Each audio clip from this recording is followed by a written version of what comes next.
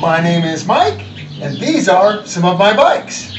If you've been following my channel, you watched me take these two Kawasaki 440LTDs and merge them into one semi-functional motorcycle, which we are also converting into an adventure / dual sport thingy bike. Now you may be asking yourself, what am I doing laying on the ground underneath the motorcycle? You're not asking yourself that? You think this is totally normal for a wackadoodle like me? Yeah, probably is. Actually, the reason I'm laying on the ground underneath this motorcycle is because, well, this is going to be my inevitable position at some point in time. You see, if I get this bike up and running the way I want to, I'm going to be out in the dirt, playing around in the rocks and the sand and so forth, and I'm ultimately going to end up on my side underneath the motorcycle. I just want to make sure that I can get out from under it should that happen. Assuming, of course, I haven't shattered any geriatric bones. Anyway, more parts have come in for our project bike. We're going to install those parts and hopefully we'll get a functional, off-road, dangerous, hazardous toy for me to go injure myself with. So, stick around.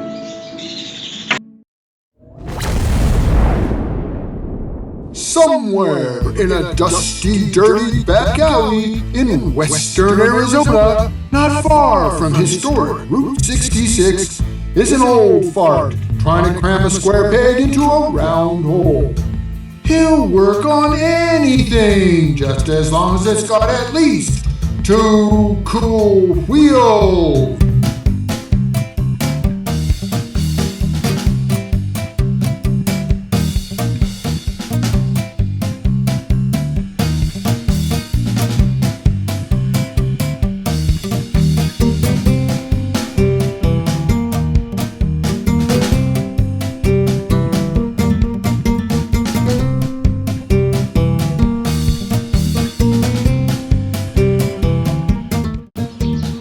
So, of the parts that have arrived, probably the first thing I'm going to want to do is address the clutch problem.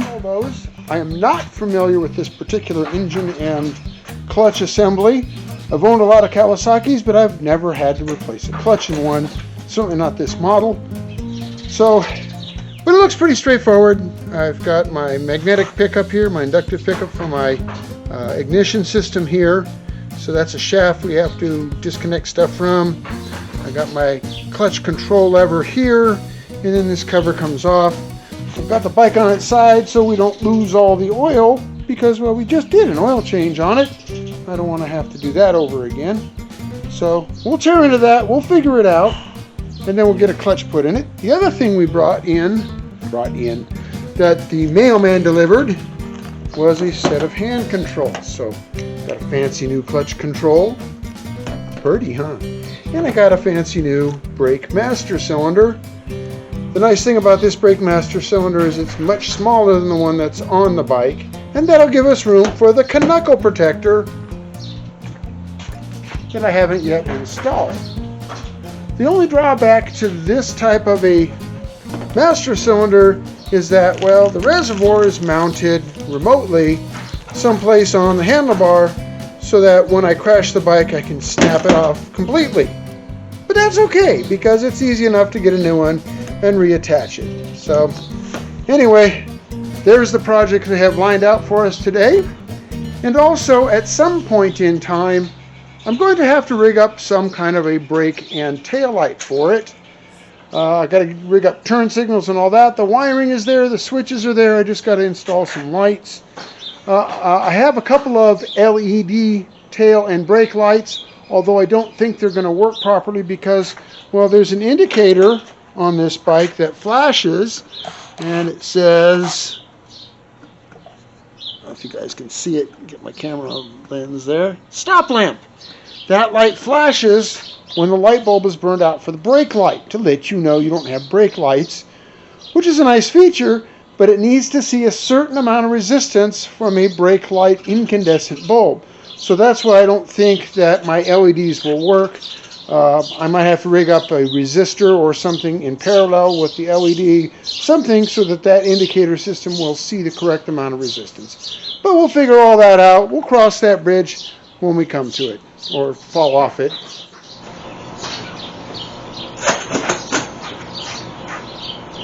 Now, it's been my experience working on other Japanese motorcycles that these K-screws here are not easily removed with an ordinary screwdriver. You'll tend to round the Phillips heads out and then you're screwed because they're really hard to get out. Really, the best tool for the job is one of these. This is an impact driver. Don't know if you guys are familiar with these. There's basically a mechanism inside so that when you strike it with a hammer, it drives it and twists it at the same time. Therefore, the screwdriver tip can't back out of the Phillips tip. Very handy. I just got to remember how to make it go the right way. This way drives it to the left. Okay, so that also means I get to use my favorite tool, the brass hammer. So we'll try to pop this cover off and see what's inside.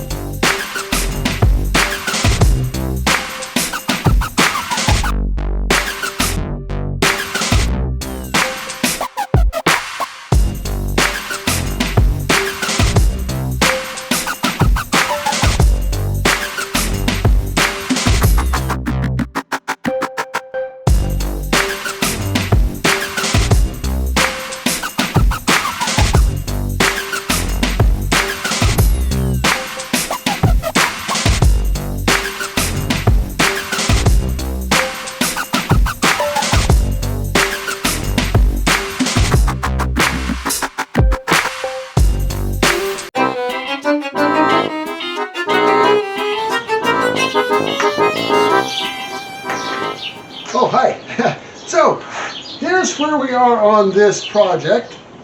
Clutch turned out to be pretty straightforward, pretty simple.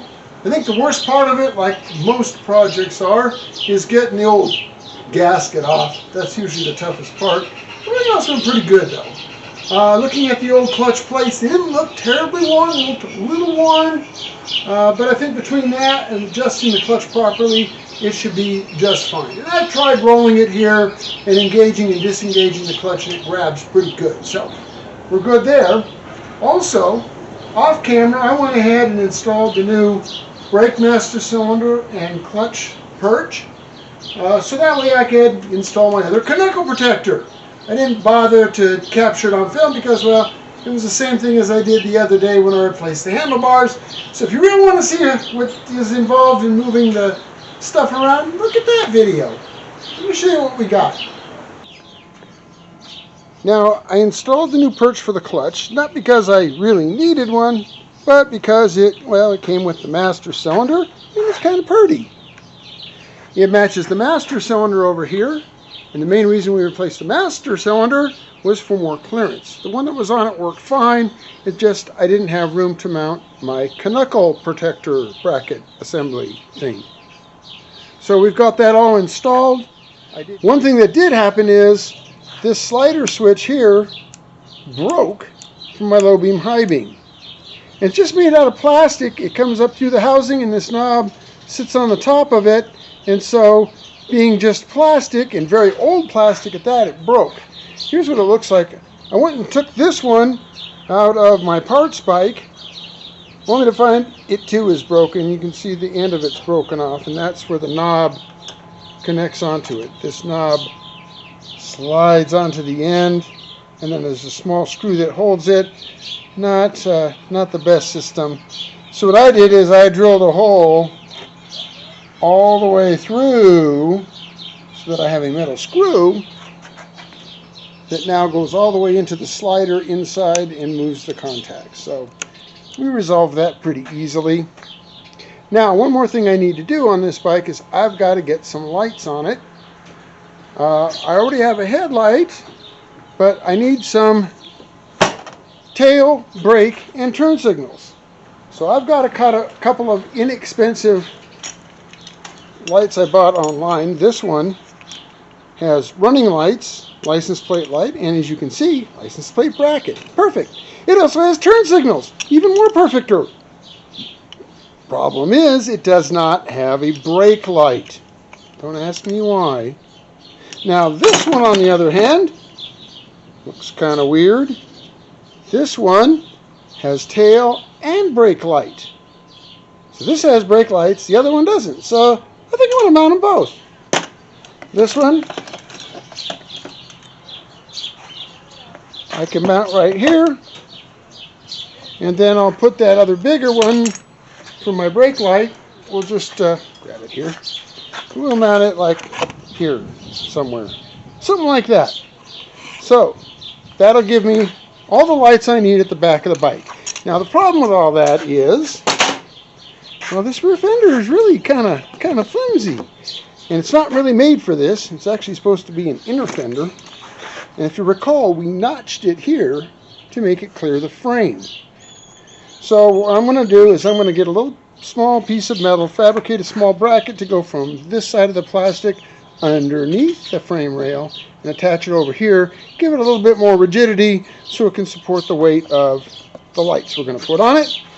Once we get lights put on it, I'll wire in a LED type turn signal flasher so the turn signals will work. I still have to come up with front turn signals, but at least I'll have rear turn signals, tail lights, and stop lights, and that's the important thing. So those are the next couple of steps.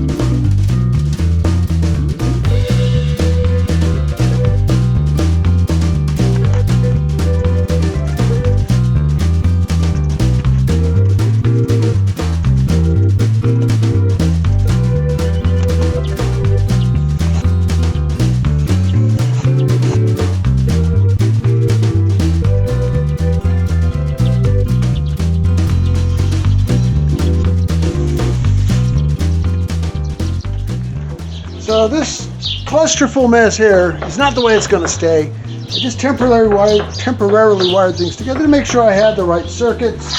So now I have upper and lower running lights. The upper one also is my brake light. This one also lights my license plate, but I also have turn signals. There's left side is on, the right wire came off, but it doesn't flash, and that's because I need to install this. This is a flasher specifically for LED type turn signals. It just plugs in where a normal flasher goes and makes it possible to use the wrong parts.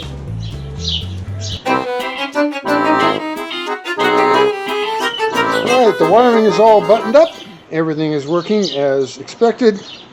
As far as front turn signals go, I think I can use these cheap generic turn signals here, and I can just go to one of the mounting bolts that I created for the little fairing, and this should go on here pretty nicely. This will go on here something like this, or maybe the top bolt like that. I think that'll work. So we'll get those mounted, but we're not going to do it today because, well, I want to take this thing out and hit a trail with it. So I've got problems. This headlight doesn't come on anymore. You know, cheapest one on eBay and all that. So I'll probably have to get a new one of those when the new one comes in. I'll mount these, and then all my lighting will be up to code, and we'll be able to take this thing on the highway legally. So here we go.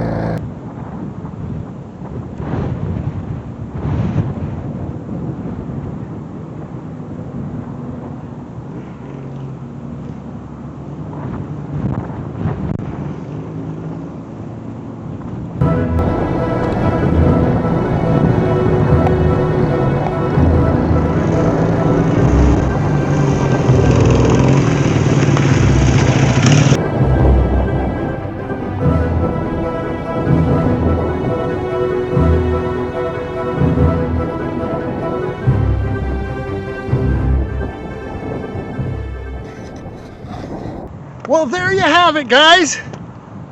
We're going to end this video here because, you know, there's still a lot of little stuff I want to do. I need to make a skid plate. I need to do something with the exhaust. But as it is, it actually does pretty good off-road.